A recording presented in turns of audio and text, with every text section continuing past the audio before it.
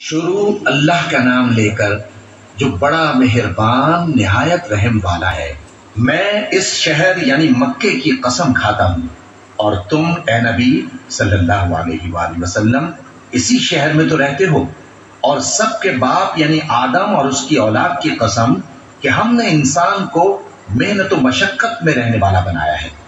کیا یہ خیال کرتا ہے کہ اس پر کوئی قابو نہ پائے گا؟ کہتا ہے کہ میں نے بہت سا مال برباد کر دیا۔ کیا اسے یہ گمان ہے کہ اس کو کسی نے دیکھا نہیں؟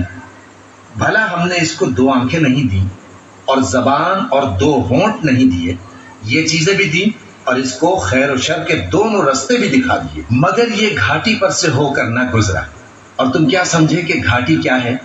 کسی کی گردن کا چھڑانا یا بھوک کے دن میں کھانا کھلانا، کسی رشتہ دار یتیم کو یا مٹی میں پڑے کسی نادار کو۔ پھر ان لوگوں میں بھی شامل ہوا جو ایمان لائے اور جو صبر کی نصیحت اور ایک دوسرے کو مہربانی کی تلقین کرتے رہے۔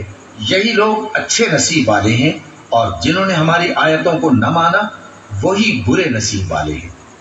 یہ لوگ آگ میں بند کر دیے جائیں گے۔